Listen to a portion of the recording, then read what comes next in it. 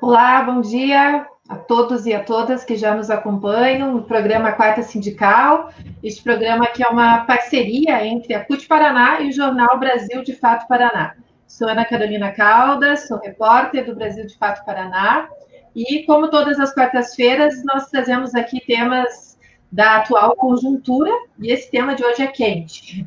Nós vamos discutir e trazer aqui, como sempre também, explicações claras sobre os fatos políticos aí já de 2021. Lembrando que esse programa foi criado durante a pandemia, né, respondendo a uma necessidade da gente trazer aqui os movimentos sociais, os sindicatos, os trabalhadores, para que a gente também ajudasse, né, nas articulações e organizações dos movimentos sociais que, por conta da pandemia, tiveram bastante dificuldades, né, e continuaremos em 2021 trazendo esses temas. Como todas as quartas-feiras, eu divido a mediação deste programa com o presidente da CUT Paraná, nosso anfitrião, Márcio Killer, que vai apresentar os nossos convidados super especiais desta quarta-feira. Márcio? Olá, bom dia a todas e a todos que nos acompanham em todas as quartas sindicais. Estamos mais uma vez reunidos para trazer temas importantes para o mundo do trabalho. E hoje nós vamos conversar sobre um tema importantíssimo, que é a eleição da mesa diretora da Câmara de Deputados Federais. E para essa conversa de hoje, nós receberemos o professor doutor em Ciência Política pela Universidade Federal do Paraná, professor Emerson Servi, e também a deputada federal e presidenta nacional do PT, né? É advogada, enfim, tem um vasto currículo que nós perderíamos aqui um tempo para só descrever as contribuições que a companheira Gleice já deu para a sociedade paranaense e brasileira, mas ficamos aqui como presidenta nacional do PT, né?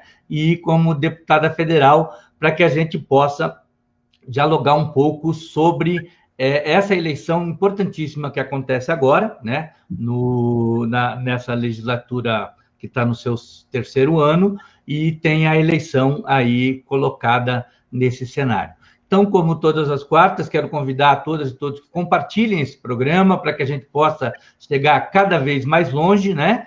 Vamos aguardar os comentários também, na sequência faremos a leitura e passo para a minha companheira de todas as quartas, a Ana Carolina Caldas, jornalista do Brasil de Fato Paraná. Só antes de passar para você, Ana, o professor Servi ele nos justificou que, como ele está numa área rural, talvez ele tivesse uma certa estabilidade e ele entrou, já deu uma caída, então, se houver muita instabilidade na presença do professor Emerson, está justificado anteriormente. Então, devolvo a palavra para a Ana para a gente começar essa conversa. Assim, voltou, Emerson. Então, primeiro agradecer a presença do professor Emerson, da deputada Gleice, para aproveitar o tempo de vocês, que a gente sabe que também vivem aí com um monte de coisas, muitas agendas. Eu já vou direto à primeira pergunta. Antes de explicar para vocês que este programa, ele tem sempre como objetivo a gente tornar esses fatos políticos que às vezes eles aparecem todos recortados, o mais didático possível, né? Que a gente possa dar clareza para as pessoas que estão nos acompanhando e que a gente possa compartilhar esse programa para ajudar a combater a desinformação. A gente já começou com essa notícia, né, em 2021, da eleição da Câmara e da posição do PT. E nesse tribunal da internet, né, que é um tribunal e também um palco importante de discussões políticas, cada um pega um pedaço, né, vários recortes, e aí, é claro, apareceram várias críticas, vários posicionamentos da decisão do PT em apoiar o candidato escolhido ou apoiado aí pelo atual presidente da Câmara, Rodrigo Maia. Então, só contextualizando, né, o PT fez uma votação ali junto à bancada, não foi por unanimidade, né, tiveram alguns deputados que se colocaram contrários a apoiar ao deputado, mas por 27 votos a bancada do PT definiu o apoio a Baleia Rossi. A gente tem vários outros partidos que também estão apoiando Baleia Rossi, PT, PSL, MDB, PSB, PSDB, DEM, Cidadania, PV, PCdoB e Rede. contra quem seria o candidato mais forte, que é Arthur Lira, do PP, e que seria o candidato apoiado pelo atual presidente Jair Bolsonaro. Temos outros candidatos, como a deputada Erundina, do PSOL, né, que se lançou com uma candidatura própria, Alexandre Frota, Capitão Augusto, Fábio Ramalho, outros candidatos. Mas o mais forte, né, seria Arthur Lira, e também porque tem o apoio aí do presidente Jair Bolsonaro. Então, eu vou dirigir essa primeira pergunta à deputada Gleice, para que ela nos explique, né, qual é o contexto político da Câmara Federal que fez o PT definir por este apoio a Baleia Rossi, né, e também quais as reivindicações que o PT fez em troca deste apoio, né? Quais as pautas políticas que vocês inseriram aí como reivindicações em troca deste apoio. Então, bom dia, Gleice, eu passo a palavra para você. Bom dia, Ana, bom dia, Márcio, bom dia, professor Emerson, bom dia a todos que estão nos acompanhando.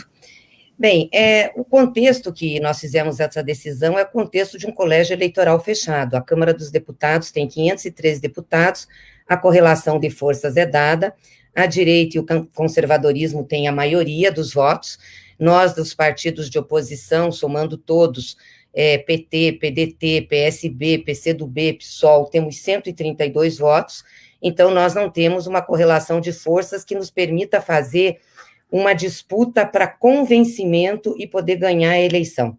Essa é uma eleição que está dada entre esses dois candidatos que você falou.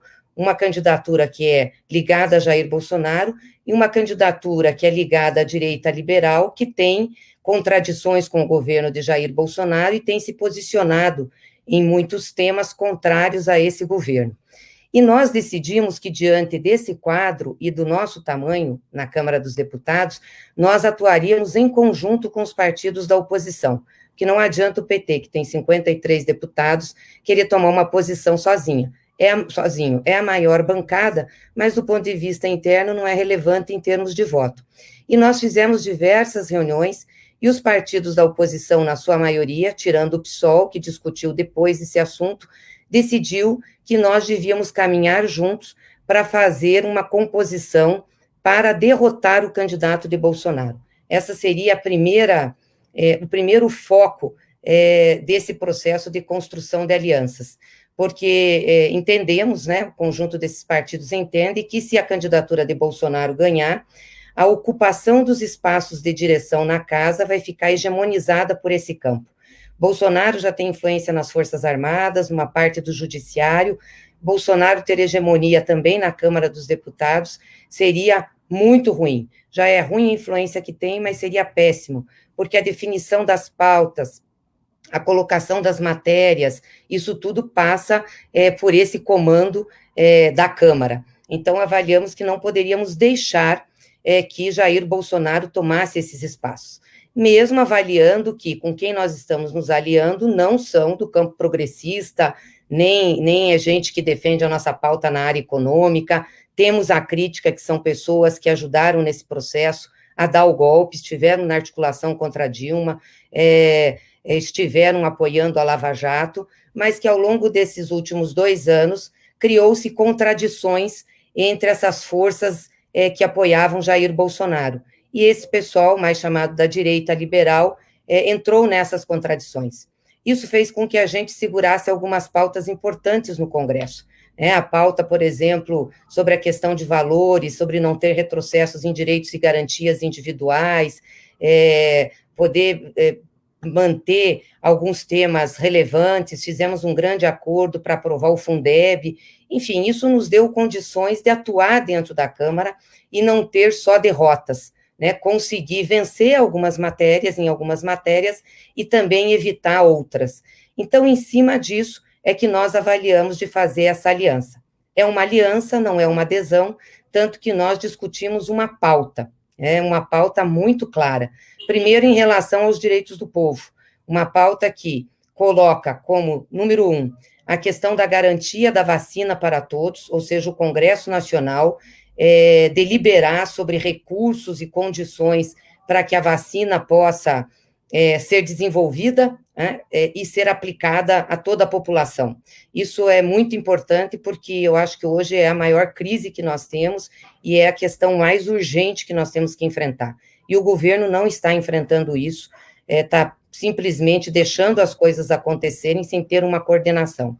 A segunda, em relação à renda emergencial. Agora, em janeiro, nós não temos renda emergencial, nós estamos com uma crise econômica e é fato que nós vamos ter uma situação muito crítica, a maioria do povo brasileiro, povo pobre do Brasil.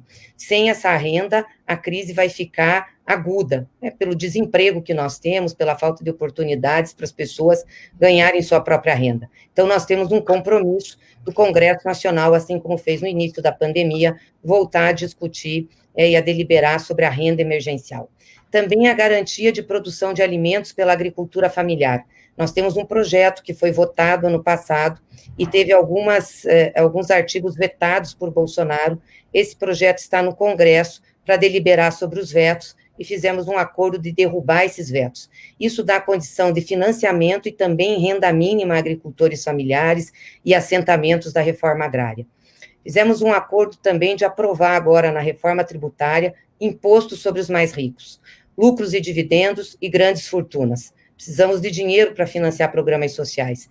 E o sistema tributário nosso é injusto, além de regressivo, injusto, e não tributa os mais ricos. Então, esse acordo nós também fizemos.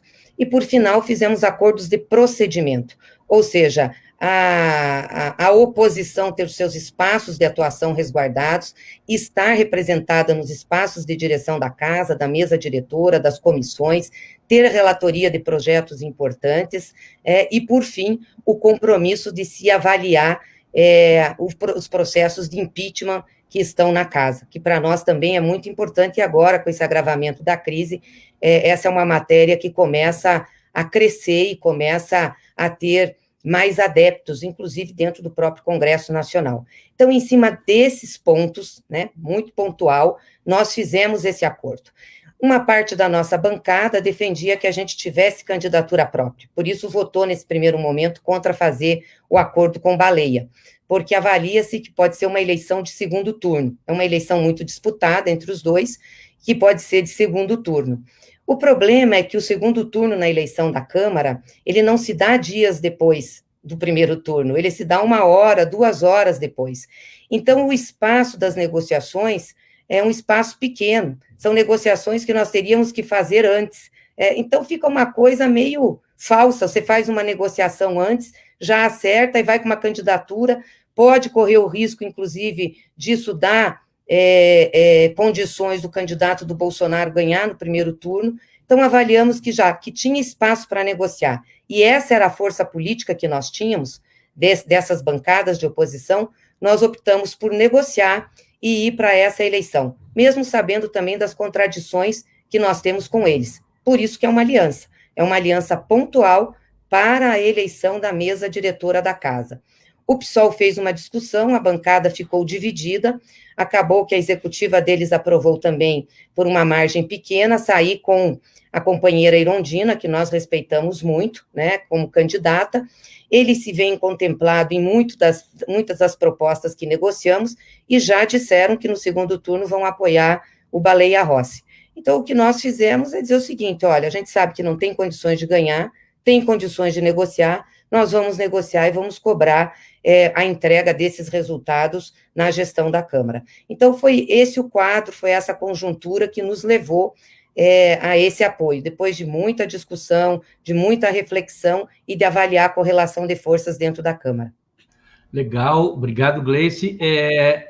A gente, com os dois convidados de hoje, nós temos uma oportunidade de ter dois olhares, um olhar interno de como funciona e um pouco o que a Gleice está colocando para nós, e também um olhar da academia, da análise um pouco mais afastada do in loco. Gleice, eu queria que você descrevesse para nós como que se dá a eleição da Câmara em si. Por exemplo, é uma eleição de uma mesa, não é só do presidente, né? Você vai fazer uma composição e pode ser que tenha um segundo turno. Toda a mesa vai para o segundo turno ou só o presidente, vai para o segundo turno? Como é que fica, como que é o prático da eleição da mesa da Câmara? E aí eu queria que o Emerson, depois, já em seguida, comentasse para nós, nessa atual composição de forças políticas que nós temos no Congresso Nacional, professor Emerson, há espaço para a gente aprofundar a luta pela derrocata desse governo que não atende às demandas sociais, que tem endereço, que atende só aquelas siglas e instituições que financiaram nessa campanha, ou seja, é um governo que, em tese, respeita só a economia e não respeita o povo. Então, eu queria que a Gleice começasse, e depois o Emerson complementa para nós. Gleice. A gente tem dois momentos na eleição da mesa, né? A eleição da chapa, que compõe os espaços, e a eleição do presidente, que é uma eleição em separado. Das chapas, a gente faz a composição agora, onde os partidos que apoiam o Baleia Rossi somam todos os seus componentes, independente da posição individual de cada um, aí precisa ter maioria em cada bancada, para isso dar o número de cargos a serem ocupados na mesa e nos espaços da casa. Então, por exemplo, nós estamos apoiando o Baleia, tem um número de partidos, soma-se todos os deputados desses partidos, e isso vai dar para esse bloco as garantias de escolha e de espaços, né? Então, a primeira escolha da mesa, a terceira escolha da mesa, depois espaços de comissão, relatorias, enfim. Aí, isso fica definido. Então, a outra chapa não vai ter direito a disputar esses cargos que foram escolhidos por essa chapa, que tem essa quantidade de deputados, né? A outra chapa vai ficar com outros cargos. Pode ter disputa interna dentro das chapas, dentro dos partidos, mas aí é no mesmo campo. E a eleição para presidente é uma eleição diferente, aberta. Aberta no sentido de só ser o presidente, né? Mas o voto é secreto. Então, cada deputado vai votar no candidato que acha melhor. Óbvio que a gente faz o esforço, e a bancada do PT nisso é muito coesa, mesmo tendo essa divisão aí, de alguns querendo candidatura própria, uma vez definida a estratégia, ela é aplicada, votaríamos na candidatura do bloco, né? E tem o trabalho para convencer todos os demais deputados, né, que estão nesse bloco a fazer o mesmo e também tentar tirar votos do outro candidato. Entendi. Então, só um pouquinho, Ana. Então, assim, ela é uma chapa, mas acaba sendo que, numa composição, você já define o espaço que cada força vai ter, né? E aí, no segundo turno, se resolve praticamente só a eleição da presidência. Isso. A não ser que dentro do mesmo partido ou chapa tenha disputa no mesmo cargo. No caso da nossa chapa, a gente tem o acordo de não ter disputa. Tá? Então, ninguém vai, por exemplo, se couber ao PT indicar a primeira vice-presidência, todos irão votar na candidatura do PT, né? Então, esse é o acordo da chapa. Agora, para a presidência, a votação é secreta, mas é geral, né? Não está vinculada, claro, vincula-se a chapa pelo apoio, mas é uma eleição que, digamos assim, o candidato tem que conquistar votos, e tem muita migração de voto nisso. Entendi. Professor Emerson, então, retomando contigo, está me ouvindo? Acho que congelou o Emerson aqui. Enfim, a gente falou que ia ter um pouco essa dificuldade. Lá, um monte de árvores atrás. Ele está numa área rural aí. Márcio, deixa eu aproveitar aqui e ler já, que a gente tem uma audiência cativa aqui, que sempre está mandando bom dia. José Pereira já mandou bom dia. O Beto Prado, que sempre está aqui com a gente, também manda bom dia. Elias Jordão, Cirlei Fernandes, Aide, Edenilda de Oliveira também manda bom dia. Deixa eu ver o que mais aqui, se já tem alguma pergunta. Edenilda, Alexandre Ferreira de Castro e Silva, bom dia. Daiane também mandando bom dia. Vandré Alexandre, César, bom dia a todos, em especial a nossa deputada Gleice. Jonas Braz, parabéns, a Quarta Sindical é um sucesso, muito boa essa live, principalmente os temas que estão sendo colocados. Caio Henrique, bom dia. Parabéns, Gleice, pela condução do nosso partido. Eli Godoy, fora Bolsonaro. Rutieri Coutinho, parabéns para a Central Única dos Trabalhadores e das Trabalhadoras. Excelente debate. Os trabalhadores precisam saber como funciona a eleição da Câmara dos Deputados. Eu vou emendar, então, enquanto o professor Emerson não volta, porque daí ele também já... Emerson, vamos passar para você, vamos ver se você consegue fazer a tua fala. Vai lá. Precisa repetir a pergunta, Emerson? Não, eu ouvi. Ele está caindo justamente quando vocês me passam a palavra. Bom dia, pessoal. Bom dia, deputada Ana Carolina, Márcio Killer, pessoal que está nos acompanhando pelo YouTube, pelo Facebook. Eu costumo dizer, Márcio, para começar a te responder, que a eleição para a presidência da Câmara é uma eleição das que normalmente se decide nas últimas 24 horas, né? Não tem sido assim nas últimas, mas é uma eleição que tem uma série de questões que vão se resolvendo ao longo da campanha. E é claro que essa eleição ela começou muito cedo, né? Ela já começou em 2020. Agora, uma coisa é certa, já é possível dizer quem já perdeu essa eleição.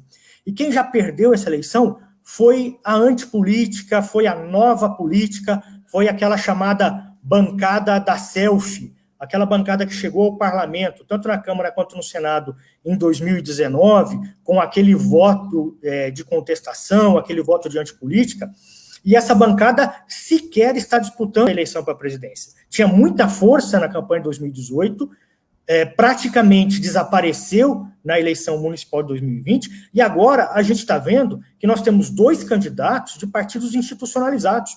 Então, o presidente Bolsonaro, que representa essa antipolítica, que representa o voto crítico, não pensou 2 vezes em escolher como seu representante um candidato à presidência da Câmara que seja de um partido do centrão, não é? Daquela política mais institucionalizada. E como a deputada havia já mencionado, você tem 2 forças políticas que representam a maioria da Câmara, né? Que é uma força política de direita, dessa direita do centrão, e uma direita mais liberal, uma direita mais ligada ao governo, mais próxima ao governo, e uma direita mais liberal, mais institucionalizada, né? Então, eu diria que com as candidaturas de Arthur Lira e Baleia Rossi, fica claro que nós estamos voltando aos eixos, né? A política está voltando aos eixos, a política institucionalizada começa a se reencontrar, né? E a partir daí é essa disputa de forças que a deputada estava dizendo, né? Que é óbvio que você faz alianças com desiguais, com diferentes, porque se fossem entre iguais não haveria aliança, né? Não haveria necessidade de aliança. Então você constrói alianças para que alguém saia ganhando alguma coisa, todos saiam ganhando alguma coisa, e não alguém perca tudo e outro grupo ganhe tudo. Então, me parece que essa é a grande, enfim, característica dessa eleição. Se vai ter segundo turno ou não, também fica a ser definido nas últimas 24 horas. O que aconteceu nas eleições mais recentes é que não houve segundo turno, né? Nas 2 eleições do Rodrigo Maia, né, na primeira eleição ele fez 290 votos ou algo assim, e agora, em 2019, ele fez mais de 330 votos para a presidência da Câmara e não teve segundo turno. Inclusive, em 2019, ele foi o candidato, ele não era o candidato do governo Bolsonaro, que estava começando naquele momento, e tinha outras preferências, não por motivos de posição política, ideológica. Eu digo sempre que não é pelo Planalto, mas é pela planície, né? É porque Rodrigo Maia e o Bolsonaro, eles disputam o mesmo espaço geográfico, né? São 2 clãs familiares que disputam a política no Rio de Janeiro, e não interessava ao presidente Bolsonaro naquele momento fortalecer o clã do Rodrigo Maia e do César Maia, que não ganhou a eleição para o Senado no Rio de Janeiro por uma diferença muito pequena de voto em 2018. Então, o interesse dele era enfraquecer esses políticos, desse grupo político do Rio de Janeiro. E agora ele tem outro interesse, que é tentar ganhar também a hegemonia na Câmara, tendo o seu candidato, já que ele experimentou uma derrota em 2019. Legal, Emerson. Ana, só deixa eu complementar uma questãozinha. com o Emerson, e talvez a Gleice também possa fazer um comentário. E eu vou aproveitar, Emerson, eu tive a felicidade de ser teu aluno no curso de mestrado em Sociologia Política na Universidade Federal do Paraná, e eu queria pegar alguns conceitos da ciência política para a gente analisar o Congresso brasileiro. Diferente de outros países, nós não temos aqui partidos somente eleitorais, que só se organizam para eleições. São partidos organizados e mobilizados que têm atuação, né, na área de juventude, mulheres, negros, religião, tem a ação política dos partidos. Queria que você me dissesse um pouco essa contestação aqui para o Brasil, essa constatação aqui para o Brasil, e daí eu queria que a Gleice me dissesse, nesse formato que nós temos os partidos políticos brasileiros, qual a importância da mobilização, né, constante para que a gente possa ter influência nas decisões da casa. Então, eu queria que você comentasse um pouco, Emerson.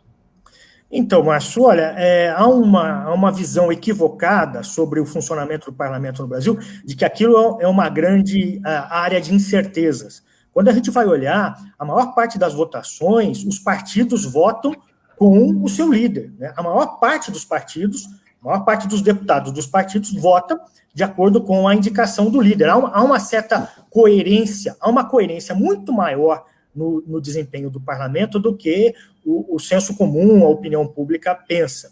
Então, e ter posições institucionalizadas, do tipo participar da mesa, saber como será definida a agenda, quais são os temas que vão entrar na pauta, de que maneira entram na pauta, como definir os relatores. Então, participar da mesa é fundamental para os partidos terem alguma capacidade de intervenção efetiva. Efetiva, que eu digo, participar do processo, não apenas, enfim, dar visibilidade para as ações, dar visibilidade para o discurso, que isso também é importante. É importante que você tenha lá o deputado do partido no microfone, nas sessões, falando e se posicionando, porque isso é o que mobiliza, né, para ficar na resposta à sua pergunta, Márcio, isso é o que mobiliza os segmentos que dão apoio àquele partido ou que tem consonância de visão de mundo com as teses defendidas por aquele partido ou pelos parlamentares daquele partido. Agora, isso é importante, mas não é suficiente, porque só falar no microfone, só apresentar, só tentar barrar o processo legislativo durante as sessões não é suficiente para que as coisas sejam encaminhadas, até porque boa parte das decisões, inclusive boa parte do que vira lei, sequer passa pelo plenário. Então, é importante ter essa inserção institucionalizada para que o partido consiga dar respostas efetivas à sua base ou aos segmentos que ele busca representar dentro do parlamento. Gleice?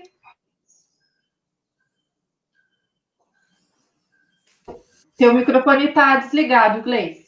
Desculpe. Não, acho que uma coisa importante que o professor Emerson falou é isso, como é que os partidos atuam no institucional, porque são esferas diferentes, a atuação institucional e a atuação social. A atuação institucional, ela é dada pela correlação de forças. Na atuação social, você disputa essa correlação de forças.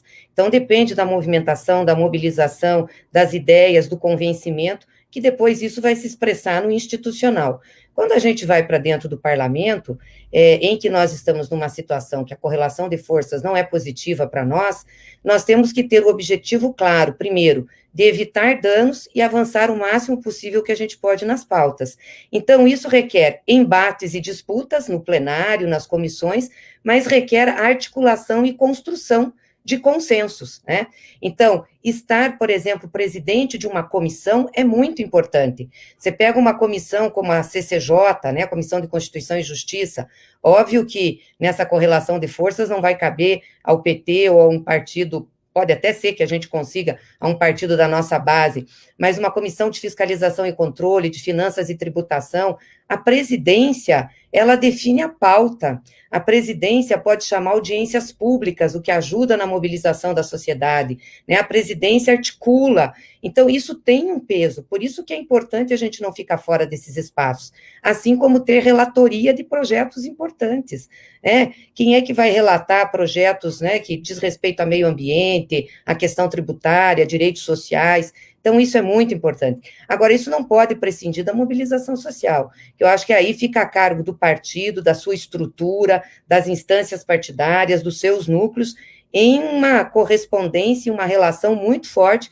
com os movimentos sociais organizados, com o movimento sindical, que tem que ser aqueles que pressionam o parlamento a avançar, ainda que ele tenha uma composição mais conservadora. Obrigada, Gleice. Obrigada, Emerson. Eu vou entrar na pauta do impeachment agora, e vou ser bem objetiva, né? A gente acabou de falar em mobilização. Querendo ou não, a gente começou aí com uma mobilização a favor do impeachment do presidente Jair Bolsonaro, que já tinha acontecido em 2020, né? Já tinha esse pedido de impeachment, porque é uma coleção de crimes aí cometidos pelo atual presidente Jair Bolsonaro. Mas o que acontece é que o candidato aí, o presidente da Câmara, Rodrigo Maia, ele transitou, né? Em alguns momentos ele esteve ao lado do presidente, principalmente na questão das pautas econômicas. Hoje ele está se colocando com uma posição mais crítica, mas na pauta do impeachment ele está empurrando com a barriga, né? Ele tem um argumento de que esse não é o momento para a gente entrar em instabilidade por conta da pandemia e por conta do início da vacinação. Inclusive, outra pauta que está entrando, né, nessa semana dentro do Congresso Federal é a própria questão da vacinação, né? Que o Rodrigo Maia está chamando aí a responsabilidade de que o legislativo faça essa negociação aí, tente resolver os problemas diplomáticos que o presidente Jair Bolsonaro acabou fazendo com que os insumos aí para a vacina estivessem travados. Mas, assim, o que a esquerda, né, e os movimentos sociais, as pessoas que defendem impeachment, argumentam que a vacinação não vai acontecer, que a pandemia vai se agravar se Bolsonaro continuar, né? Então, o impeachment seria bastante importante para a gente resolver esses problemas. Então, eu queria perguntar para a Gleice como é que, se existe, né, se a gente pode ter esperança ali dentro do Congresso, como é que as articulações vêm acontecendo em relação a essa pauta. Existem quase 60 pedidos de impeachment, né, de partidos e de movimentos sociais, de artistas. Então, tem inúmeros pedidos de impeachment. Então, como é que vocês estão se articulando nesse sentido? Se há chances, né, da gente votar, né, o pedido de impeachment? E daí, para o Emerson, eu queria que você colocasse a tua análise de como essa pauta vem sendo construída pelos movimentos sociais e se há adesão, de fato, da população. Porque, às vezes, a gente fica na bolha da internet, das panelas na janela, mas a gente não tem mesmo o sentido de como a população vem aderindo a essa pauta. Então, primeiro vou passar para a Gleice. Pode falar antes, Emerson, que sua internet está boa, você aproveita daí. Obrigado, Gleice. Ana, Carolina, vou te dizer uma coisa. Na ciência política, a gente diz que existem alguns tipos de causas, né? Existem causas que são necessárias e causas que são suficientes. Ter a presidência da Câmara com autonomia em relação ao Executivo é uma causa necessária, mas não suficiente para encaminhar o impeachment. Então, não ter a presidência da Câmara deixa de ser necessário, né? Então, deixa de ter também a causa suficiente. O que eu quero dizer é que é um passo, mas não é determinante, né? Só que sem isso, você não tem condições institucionais, pois é o presidente da Câmara quem encaminha, quem dá andamento a pedidos de impeachment. A segunda coisa que eu queria dizer é a seguinte: em sistemas presidencialistas, impeachment, processo de impeachment, não é um processo jurídico. Processo de impeachment em sistemas presidencialistas é um julgamento político, com justificativa jurídica. Você pode ter muita justificativa jurídica sem o processo, sem o julgamento político, e você pode ter julgamento político sem justificativa jurídica. Então, quando a gente fala em impeachment nos presidencialismos de maneira geral, nós estamos falando de julgamento político. E julgamento político não se faz apenas pela elite política. Julgamento político se faz pela opinião pública, mobilizando a elite política, né? Então, a gente precisa ter causas suficientes, institucionais, dentro do parlamento, dentro das instituições, para encaminhar os processos, mas mais do que isso, precisa ter base social, precisa ter fundamento social, precisa ter lastro social. O que a gente está vendo nesses 2 primeiros anos do governo Bolsonaro, enfim, é que justificativas jurídicas nós teríamos aos montes, né? Mas a elite política não tem ainda um motor, não tem ainda combustível suficiente, porque há, na opinião pública, uma divisão da sociedade, né? Então, agora, acabou de sair essa semana a mais recente pesquisa de avaliação de governo, em que você tem, basicamente, a sociedade brasileira dividida em terços. Então, você tem um terço que avalia positivamente o governo, um terço que avalia negativamente, agora está chegando aos 40%, de ruim e péssimo, né? Subiu em relação a dezembro, e você tem ali uma parte menor, que é a parte do regular, né? Do que não é nem positivo, nem negativo. Eu te diria que, enquanto essa relação de forças na opinião pública não mudar, nós não vamos ter combustível suficiente para a elite política se mobilizar. A não ser, é óbvio, que surja um escândalo e que aí, de uma hora para outra, esse escândalo mobilize a opinião pública em determinada direção, o que é possível, né? O que tem acontecido é uma mudança gradual, né, gradativamente ao longo desses 2 anos, até o início da pandemia, a avaliação do governo Bolsonaro estava em queda, aí começou a pandemia, a avaliação positiva caiu ainda mais, com o início do auxílio emergencial, a avaliação positiva começou a subir, e aí chegou no seu ponto mais alto, desde o início do governo, e agora, de dezembro para janeiro, ela voltou a cair, né, e agora está com 32% de avaliação positiva, e essa é a avaliação da opinião pública, não a dos robôs, a dos trolls e a da militância digital, ou da milícia digital nas redes sociais, que muitas vezes não nos deixam perceber, de fato, qual é a opinião pública, mas quando a gente olha para as pesquisas de opinião, o que nós temos hoje ainda é uma condição não muito favorável da opinião pública para o início de um juízo político de um presidente.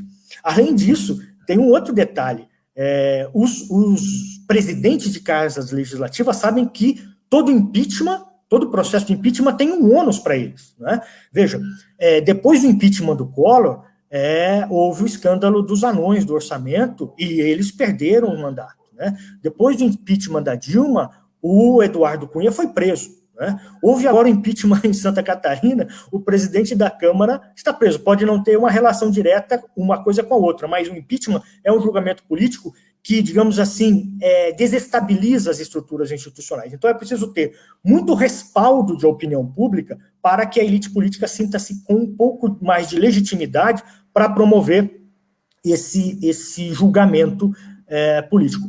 O que me parece não há, até esse momento, para o caso do Bolsonaro. Gleice.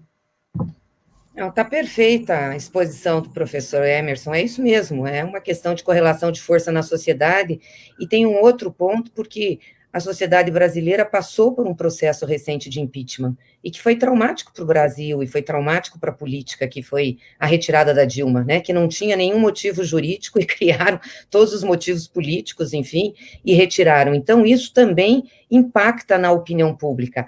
Agora, cabe à oposição esclarecer a opinião pública, buscar as contradições e militar por isso, porque o que nós estamos vendo é uma sucessão de crimes sendo cometidos por Bolsonaro. Eu acho que nós nunca tivemos um presidente da República tão criminoso como o Bolsonaro, seja em crime de responsabilidade, seja em crime comum, em crime contra a saúde pública, atentado à vida, completamente despreparado para enfrentar a crise, ou não quer enfrentar, irresponsável. Então, esses fatos também, eles vão aumentando essas contradições, e isso também tem impacto na classe política. Vê o que aconteceu em Manaus, por exemplo. Eu duvido que a bancada federal de Manaus, da direita, esteja lá defendendo com unhas e dentes. Eu não vi ninguém, né, defendendo o Bolsonaro com unhas e dentes, porque sabe o que está acontecendo lá, está vivendo o drama. Então, essas coisas vão começando a entrar também em contradição com a base política do governo e com essa elite que dá sustentação a ele. É nosso papel forçar isso.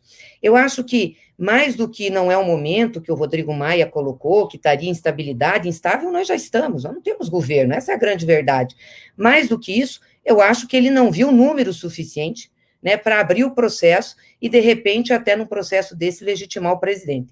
Eu acho que agora a gente começa a ter contradições maiores. Esse caso de Manaus, as mortes, né, a renda das pessoas, ou seja, a opinião pública começa, até pela desumanidade do Bolsonaro, a avaliar que ele não tem condições de continuar na presidência. E, de fato, se ele continuar mais esses 2 anos, nós vamos ter a desconstrução completa do Estado brasileiro, né, e um sofrimento muito grande para o povo, além de ele aumentar a sua escalada autoritária, né, porque ele está investindo aí nas alianças com as bases das polícias militares, com a base das Forças Armadas, que agora, através de um projeto, ter poder sobre as polícias, essa questão do armamento. Então, isso é muito preocupante do ponto de vista da democracia, que ele chegar lá, num processo eleitoral, em que ele passe toda essa crise, dispute a eleição, e digamos que ele não ganhe, né, por conta da política, ele querer fazer o que Trump fez nos Estados Unidos. Agora, as instituições americanas são mais fortes, né, o exército americano não estava com Trump, né, então essas instituições conseguiram resistir. Eu me pergunto se no Brasil a gente vai conseguir, né, se as nossas instituições são fortes o suficiente para enfrentar uma ação golpista de Bolsonaro, né, num processo eleitoral que ele não vença as eleições. Então, eu acho que esse processo de impeachment e de desgaste dele agora é fundamental para a gente também defender a democracia. Por isso que é papel da oposição, explicar para a população, debater, discutir, ver a contradição, ganhar na correlação de forças. É uma construção, é fácil? Não é fácil, mas é a que nós temos que fazer. Gleice, você tinha comentado com a gente ali no início sobre mobilizações que vão acontecer aí nos próximos finais de semana, se quiser aproveitar e falar um pouco sobre isso. Sim. Bom, nós não conseguimos fazer mobilização de rua, né? Sim. Não tem como chamar o povo para ir para a rua, para se manifestar, seria uma irresponsabilidade nossa. Mas não dá para ficar parado, tem que ter, as pessoas querem manifestar, né, o seu desapreço, o desacordo, enfim, a inquietação que tem com esse governo.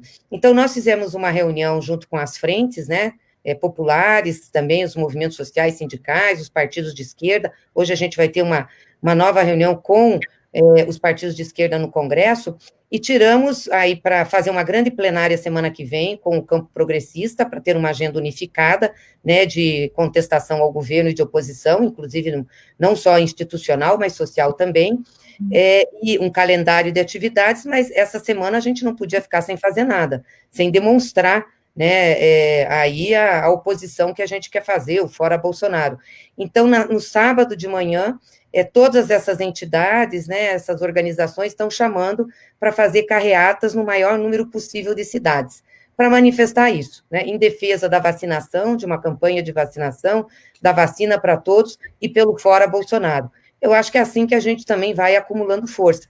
Já teve um panelaço na semana passada, e é interessante que esse tipo de manifestação está contando aí agora com setores que antes nós não contávamos, né, com setores aí da centro-direita, da direita, que também estão chamando. Então, acho que isso é muito importante para criar um volume. A esquerda sozinha não vai fazer impeachment, né, como disse o professor Emerson, nós temos que buscar aí a elite, né, para estar junto nesse processo, ou parte dela, significativa, para a gente poder avançar.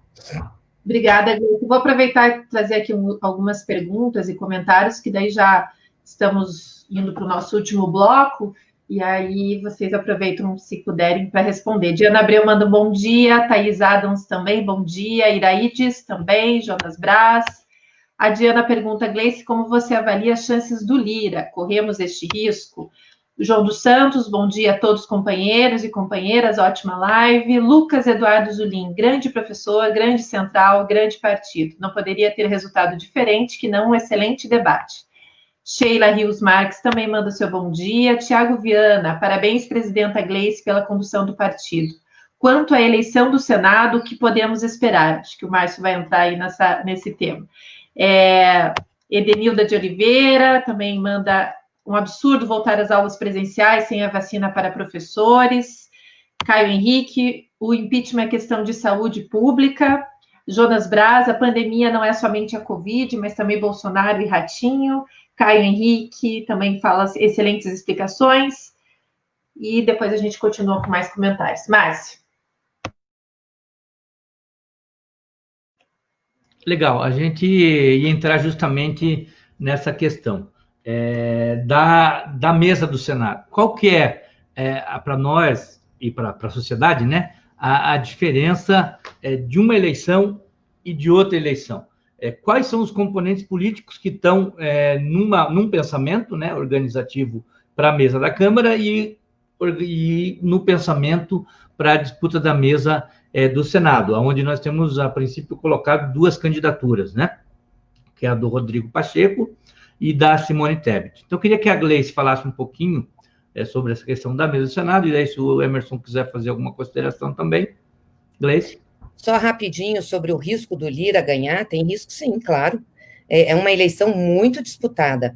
E vamos considerar aqui que o Lira é o candidato do governo, o governo tem máquina, distribui cargos, distribui verbas, distribui emendas, faz favores, muito... E o Lira é candidato do Bolsonaro, mas ele é um deputado antigo na casa, então ele criou relações que foram se consolidando com o tempo, né? Então você não pode tirar isso também de perspectiva.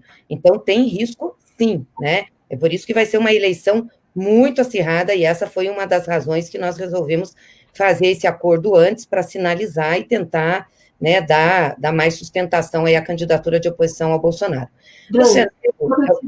Muitas migrações, né? Só fazer um comentário, o ex-presidente Fernando Henrique Cardoso deu uma chamada aí na bancada do PSDB, que tem alguns migrando para o Lira, então acho que tem esse perigo também, né, dessas migrações aí em última hora. Sim, pelas realidades estaduais, as disputas locais, a convivência interna, não é uma eleição fácil, não, e ela é decidida nas últimas horas ali, é uma eleição bem dura.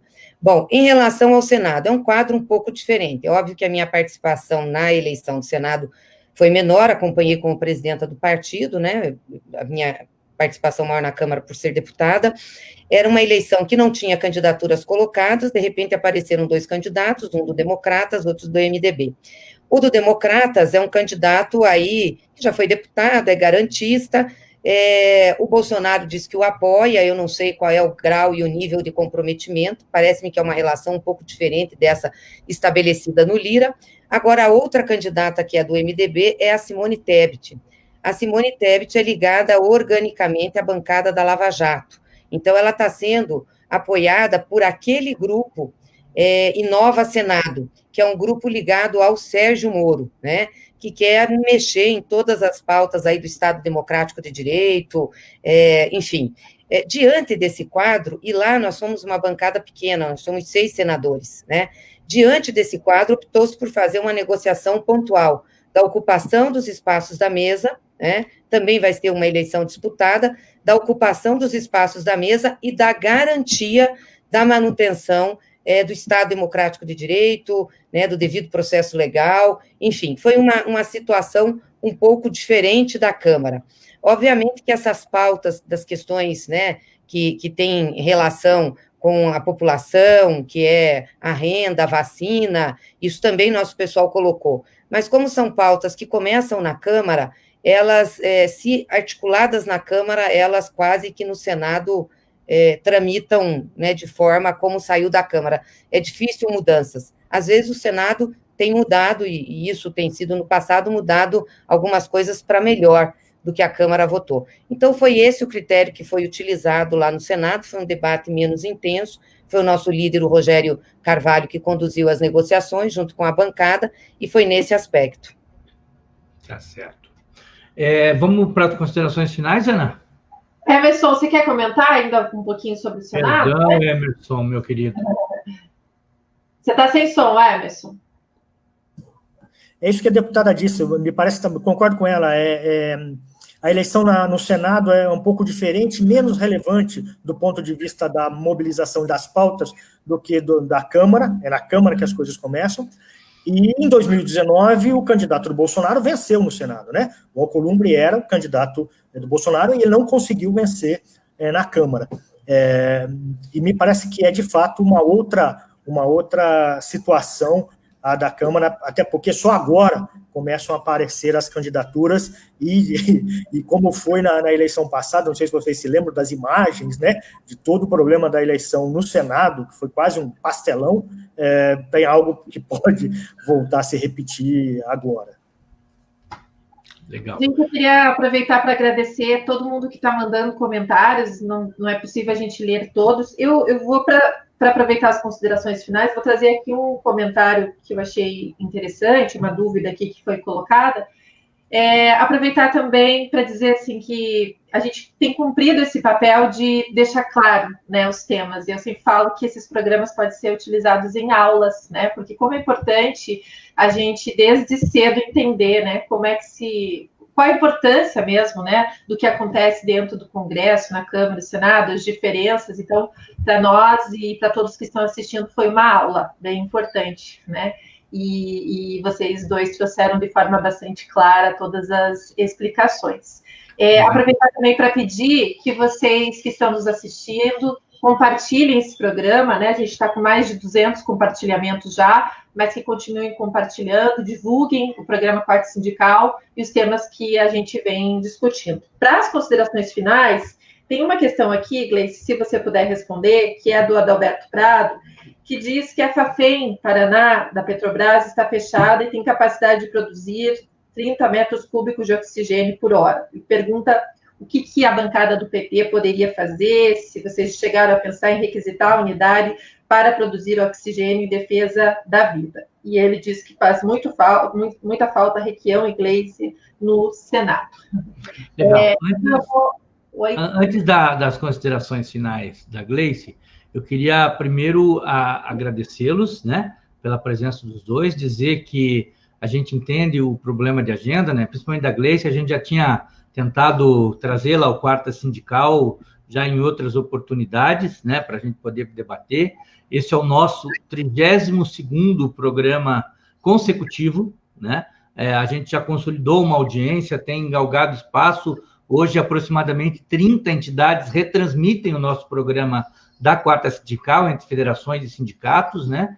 Então, é um espaço que está aberto, inclusive para sugestão de temas, inclusive para a gente fazer os debates. Temos sempre provocado também a academia, né, professor?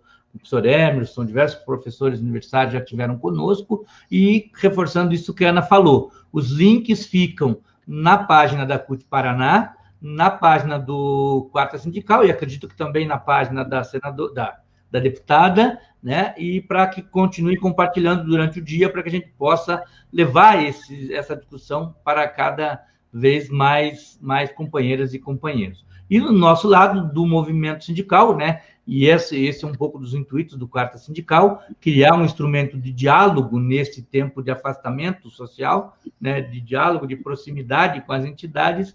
Nós estamos atentos aos desdobramentos que estão acontecendo e estamos reforçando, a partir da central, as atividades que vão acontecer, chamadas, né, para o dia 23, para o dia 31, em cima das orientações das frentes Brasil Popular e Povo Sem Medo, que a Gleice deu um relato aí sobre o que foi apontado, né? Então, a gente está atento com relação a isso. Então, de coração, agradeço, Gleice, a disponibilidade, agradeço o professor Emerson, claro que vocês vão fazer as considerações finais agora, e passo para a Gleice. Desculpa, Ana, só antes de fazer a consideração, você tinha me colocado uma questão, qual foi? Que eu fiquei prestando atenção. Do oxigênio lá do Prado. Ele fala do Fafem, né, que poderia estar produzindo. Não, então, ontem nós tivemos reunião da nossa bancada na Câmara, e discutimos esse assunto. Eu, inclusive, até já trabalhei com ele nas redes sociais, lamentando o fechamento da fábrica, e nós estamos preparando duas ofensivas, uma ação junto ao Supremo, que nós estamos construindo agora, né, para que a gente possa fazer a fábrica funcionar num estado de emergência, até porque ela não está depreciada, faz um ano que fechou, teria que fazer uma boa limpeza, chamar aí gente para operar, tá? Tem preparando duas... E também um projeto de lei que o nosso pessoal está estudando da melhor forma de fazer com que a fábrica possa voltar a operar.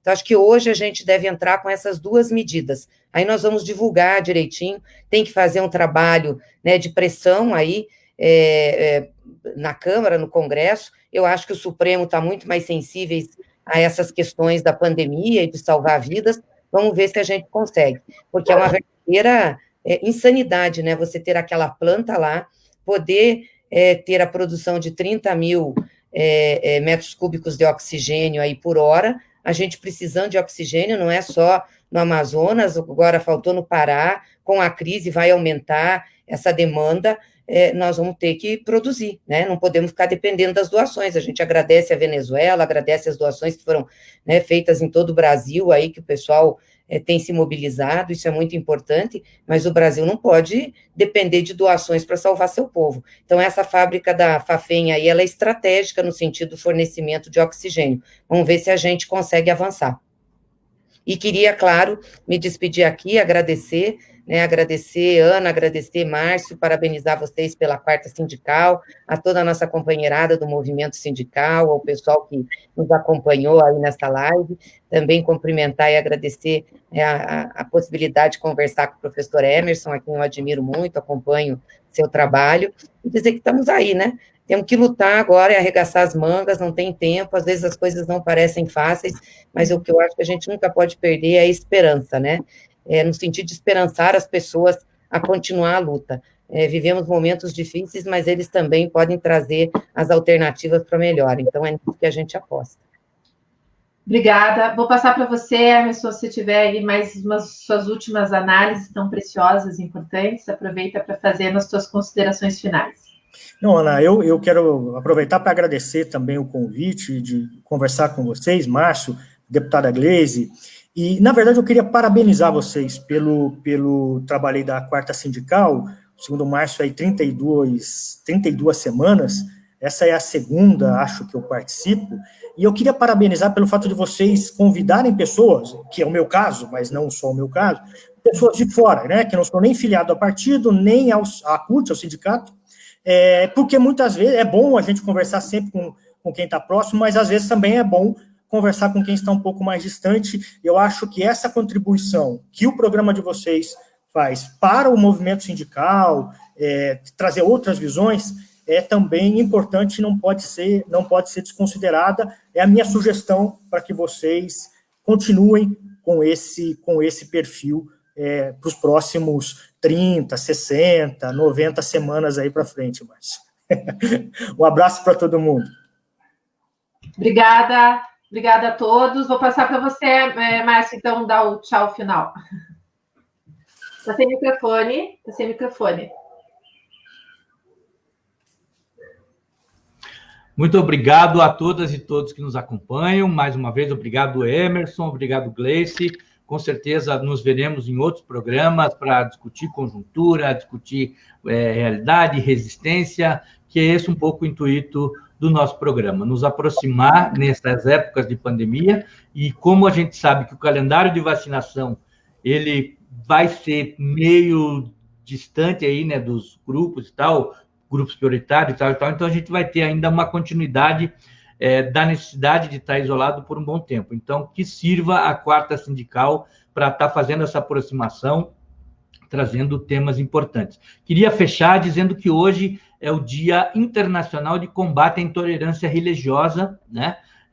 E destacar isso para que a gente tenha tolerância com todos, né? E vá na contramão do que o governo Bolsonaro faz, que é intolerante em diversas áreas. Então, me despeço, agradeço, Ana, mais uma vez pela tua companhia aqui na bancada, Gleice, Emerson, e nos vemos no próximo Quarta Sindical com temas relacionados ao mundo do trabalho. Um grande abraço a todos e todas.